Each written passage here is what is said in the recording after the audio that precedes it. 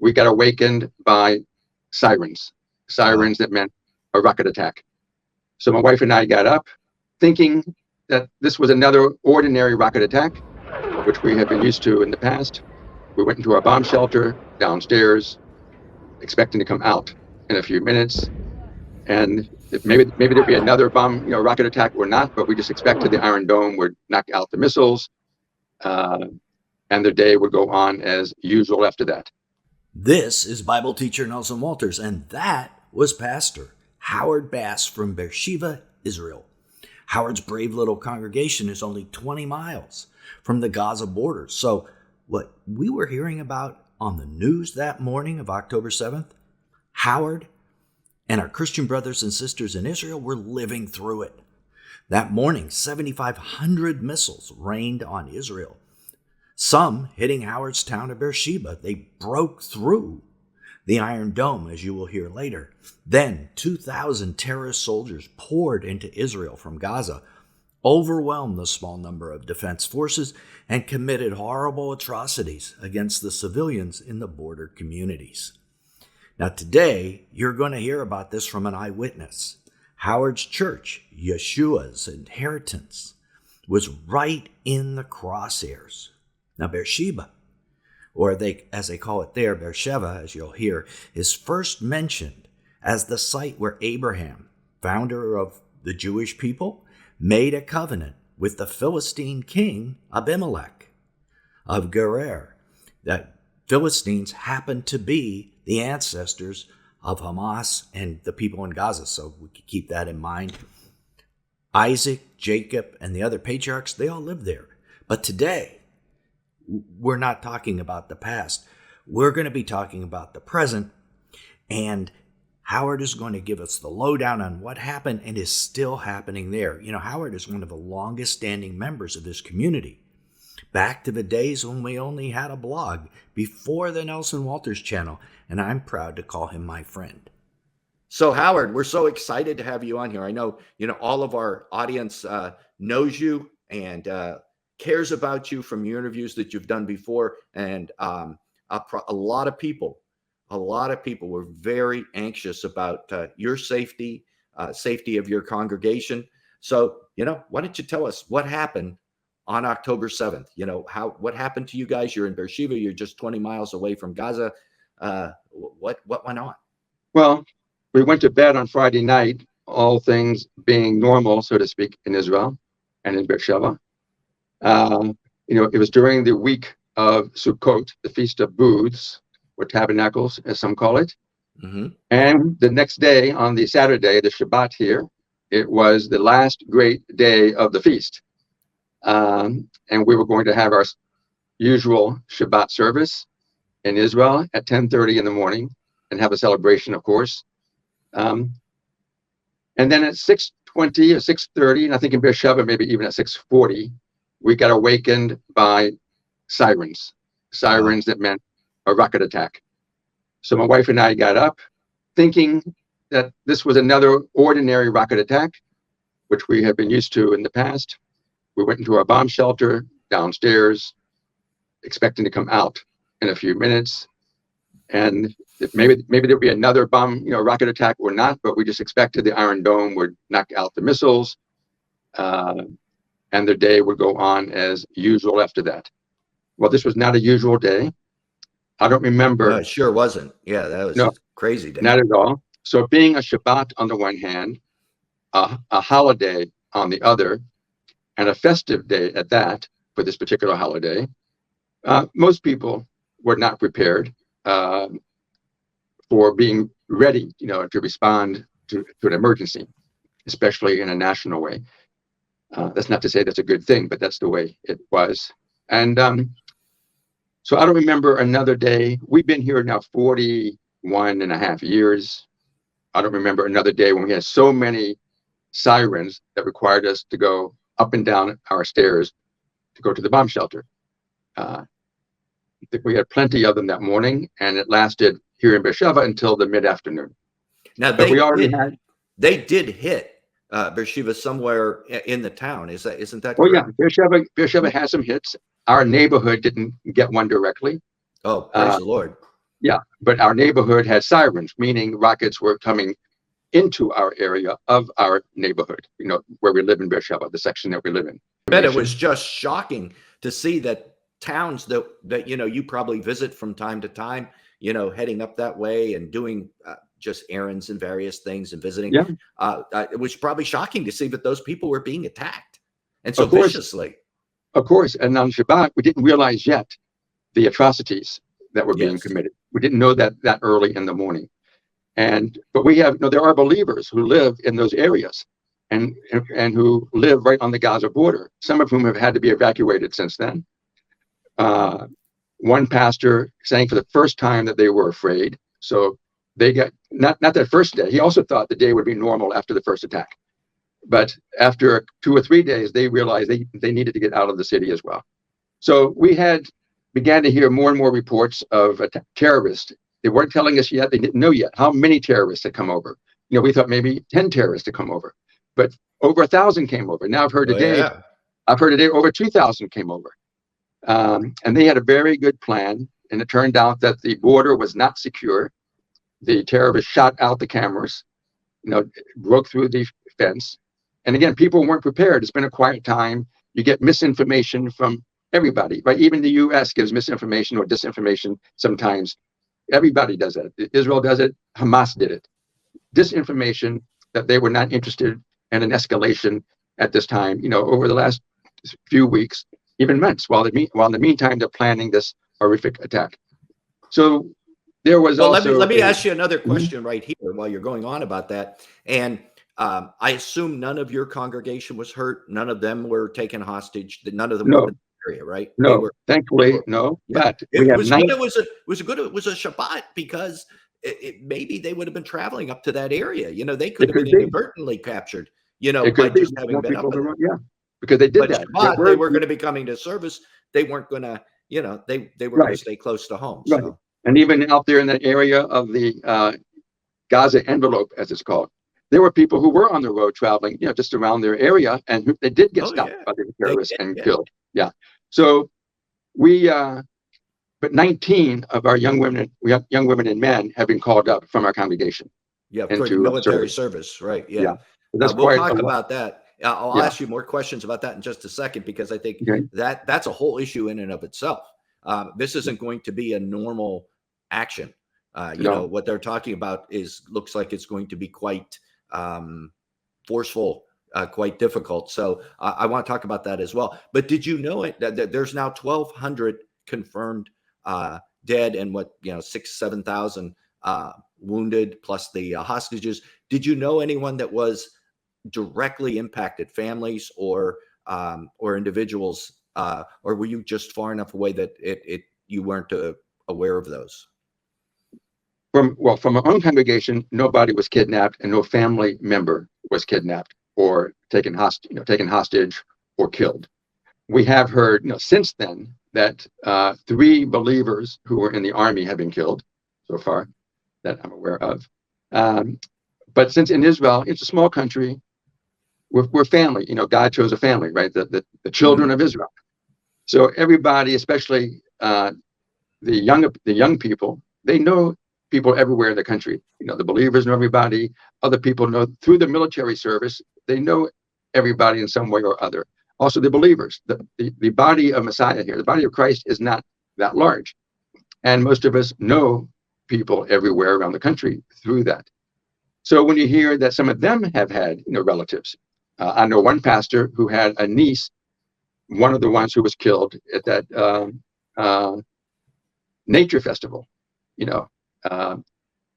Not a believer though, but nonetheless, a niece, a beloved niece, of his. Yes, very sad. She was, she was one of those who were just slaughtered there at the festival. He only found out on today's Thursday. He found out on Tuesday. It happened on Saturday.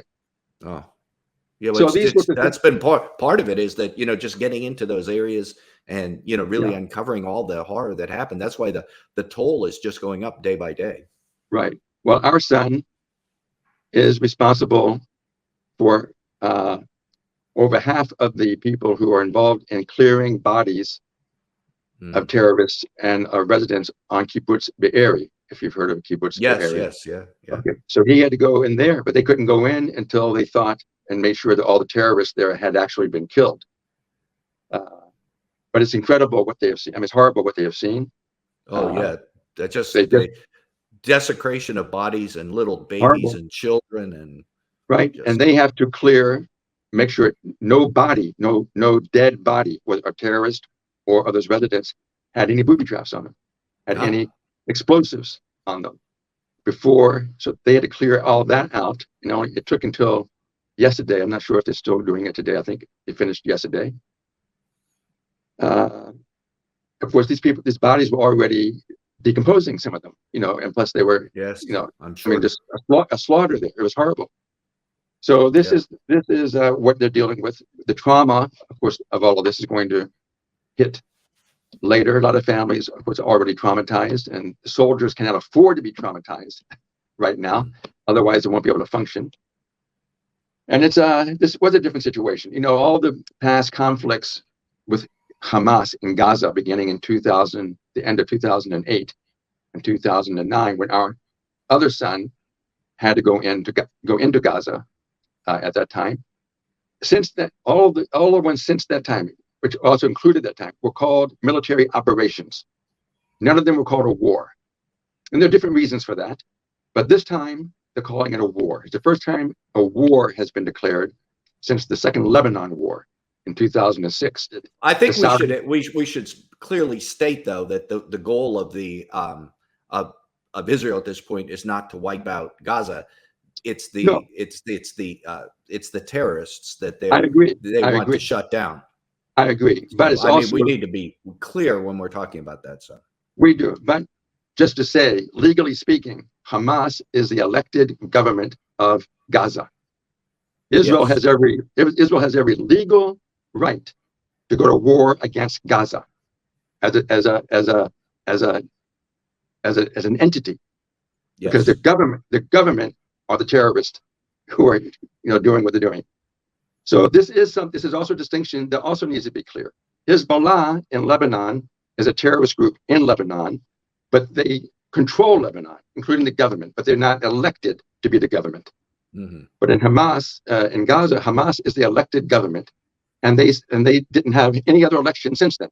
But this time, the whole country is being affected because Hezbollah is already showing some, you know, interest in maybe dragging Israel into a second front. We've had experience in the past. The last time there was a major rocket attack from Hamas, Israeli Arabs got involved as well. So there's a fear that could happen again. yeah. Well, that's one of the things I wanted to talk about later. But why don't we talk about it right now? Mhm. What are the relationships right now between Arab and Jew? Christians, of course, being both, you know, Jewish and Arab. But Right. you know, what's the relationships right now in the rest of the country, and how is your small I would church say there's fitting into that? fear and given the past, given the last outbreak, because the Israeli Arabs, not Palestinian Arabs, Israeli Arabs with Israeli passports got involved with all kinds of rioting in different cities, and Beersheba was included in that, and terrorist attacks also happening in Beersheba at that time and Mhm. other places. So even in Beersheba right now, just to give an example, most of the Arabs who work in Beersheba, and there are many of them, Bedouin amongst them primarily, they're not working now, meaning those businesses are not functioning. They're not opening, certainly not at full capacity. Now, there's three possibilities that I can see as to why they're not working. One, they might be in favor of Hamas, and the other thing being they might not trust the Jewish workers, and there'd be mistrust between them. In any case, if they're not clear about supporting the country they live in, and then the other thing could be they are being threatened by Hamas and other Islamists not to work. That if they do, they'd be called a Zionist and a collaborator, and their lives could be threatened. So Ah, it's very complex. it's very complex. You know, is an Islamic war against the existence of Israel, Mhm. uh, Why which don't is you tell our viewers what the name now? Hamas is a acronym 5 Islamic words. But Right. what does the word mean in Israeli, in Yeah. Hebrew? Because Yeah. that's really, In Hebrew, it means violence. I don't know what yeah, the acronym might mean in Arabic, but in Hebrew, it means violence. You can find that in the Bible and a number of places. But let me yes, just yes. say, too, the believers, the Arab believers and Palestinian believers that I know, it's difficult for them. And I know one particular Christian Arab pastor in the territories, we'll call it that, in Judea and Samaria. He was one.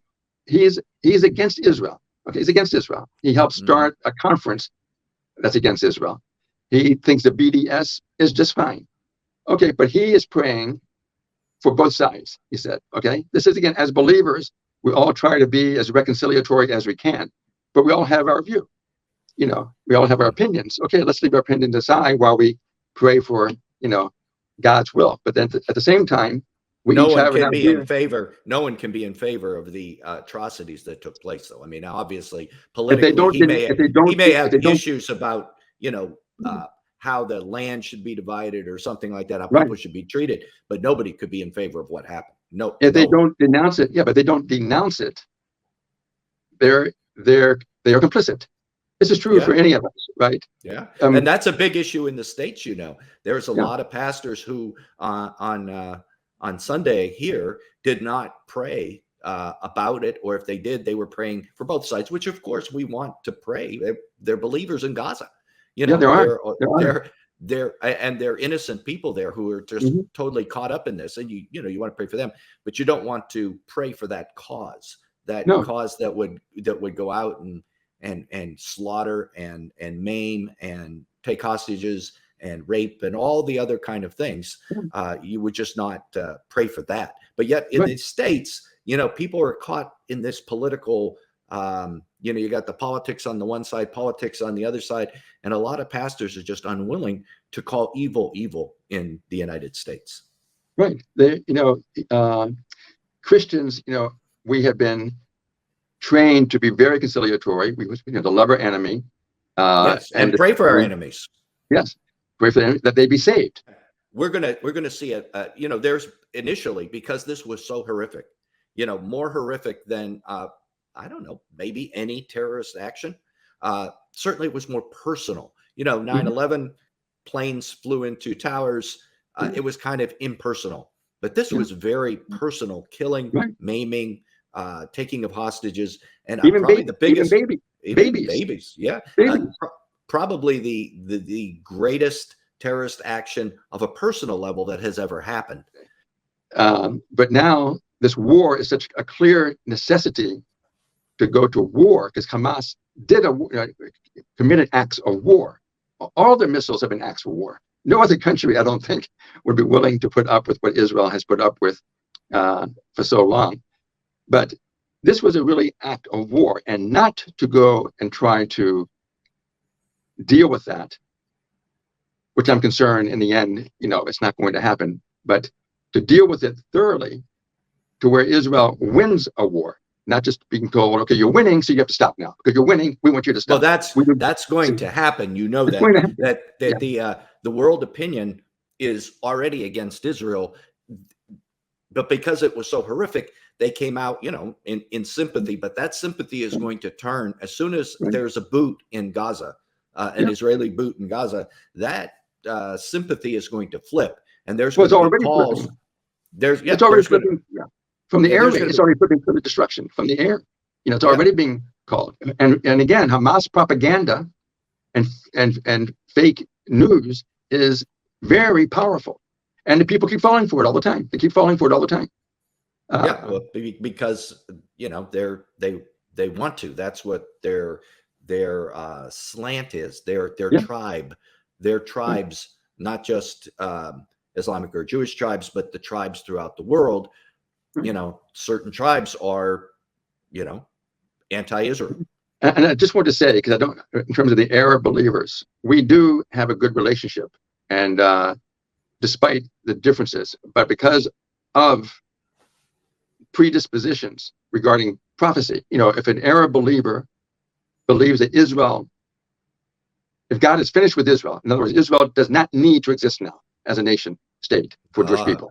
Okay, so if you have a replacement theology mentality, and that Israel does not need to exist, then you are going to be more inclined, even if you don't like atrocities, you agree with the objectives. I see. I see. I did not know that, but that's a big issue in the United States too. A Of course, lot yeah. of the anti-Israel sentiment is based out of a mistaken replacement theology type of belief. Right. If God is finished, yeah, if God's finished with the Jews as a nation. Talk to us about these 19 young people that are called up. Is your son one of them? He is. He is one of them. He's in So, reserve. He's in reserves now, but he's an but officer. they'll probably be active, correct? Oh yeah, he's active. He's active. Most of the ones who were called up are already in reserves. Meaning like they were called up to duty because of the war. We have a couple who are in the army for the initial first 3 years or 2 years if you're a girl of active duty. That is compulsory. So most of the ones have already done that and were called up for reserve training. So 300,000 Israelis have been called up. Most of them are either studying, like at college level, university level. Some have been recently married in the last year or two or so. Some have, young babies now. Some are considering what work to get. Our son is an officer, so he has responsibility right now for, like I say, a very, very terrible clearing out to do. A lot of families involved. One family in a congregation, their 3 sons have all been called up. And that's what they had. They had 3 children, 3 sons. All of them have been called up. We have a married couple. Both of them were called up. Others have been like, a husband or a wife or whatever the case may be. But in these particular cases, it's a significant, part of your own family who have been called up at one time. So this is something that, as a congregation, of course, we feel every day. Some of them are deployed around Beersheba in different ways. Some of them are on the Gaza border. Some of them are getting ready when necessary, if necessary, to go into Gaza. And it's a very precarious time. Nobody quite knows what to do. Some do not have communication. Some have already had their phones taken away, so they cannot communicate with their families, and the families don't have much updates about what's going on. That must be in today's world where we're so connected. I mean, back in World War II, that was the normal. Right. My dad and his 3 brothers were deployed in World War II. Some into the Pacific, some into Europe, and his mom and dad had no communication about them whatsoever until they got back. They didn't know where they were. They didn't know what was happening. And my grandmother, of course, I wasn't born at that time, but my grandmother died during that time. And my dad always says she died of a broken heart because she just had no communication. She thought her boys were never coming back. They were fighting a demonic force at that time also, in Adolf Hitler. So it was a similar, I can imagine. And today, with everybody being so connected, they're talking to each other every day on their phones and texting, and to suddenly have that cut off, that must be quite challenging. All of our listeners need to be praying for your congregation and these brothers and sisters in Christ who are, being thrust into what's probably going to be a pretty difficult situation. Now, that wasn't the end of our conversation, me and Howard. We continued to talk about the prophetic impacts of this war. What's going to happen with red heifers? They're coming of age this month. Are they going to be sacrificed in the middle of all this? What about the Antichrist peace treaty?